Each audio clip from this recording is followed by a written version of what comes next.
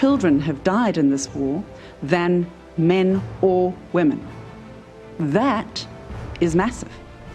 And I think when we think about it, and we know that under international humanitarian law that Israel admits it is bound by, killing of civilian targets on this scale is unacceptable in international humanitarian law and international human rights law as well. A projected imminent famine in Gaza can and must be prevented. Israel's now 16-year-old blockade of Gaza has already had a severe impact on human rights for the civilian population, leaving the local economy devastated and creating a dependence on aid. The extent of Israel's continued restrictions on the entry of aid into Gaza, together with the manner in which it continues to conduct hostilities, may amount to the use of starvation as a method of war, which is a war crime. What has happened in Gaza over the past 9 months is devastating. The images of dead children and desperate, hungry people fleeing for safety, sometimes displaced for the second, third, or fourth time. We cannot look away in the face of these tragedies. We cannot allow ourselves to become numb to the suffering, and I will not be silent. It is time for this war to end.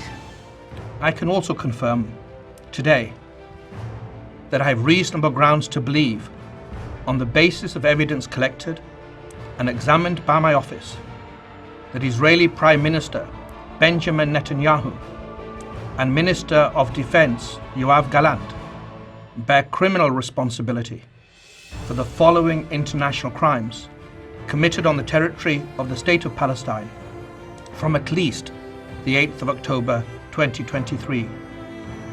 The crimes include starvation of civilians as a method of warfare, willfully causing great suffering, the sustained abuse by Israel of its position as an occupying power through annexation and an assertion of permanent control over the occupied Palestinian territory, and its continued frustration of the right of the Palestinian people to self-determination violates fundamental principles of international law and renders Israel's presence in the occupied Palestinian territory unlawful.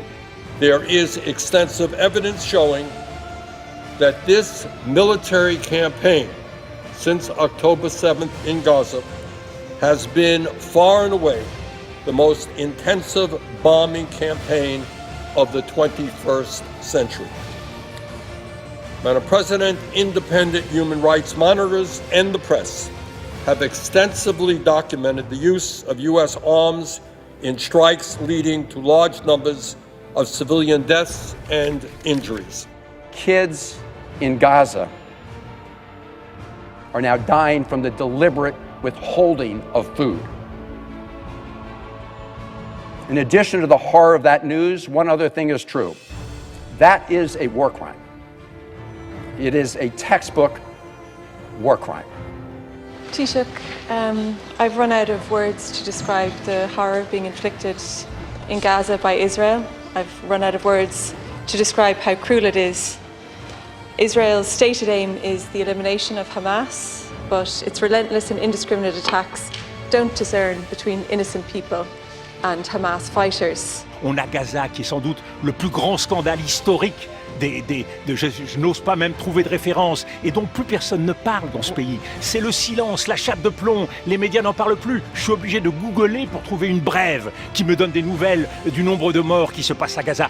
I really hope there will be accountability. I do believe that the international humanitarian law and the Geneva Convention have been blatantly disregarded. It has almost become banal, normalized to disregard international humanitarian law.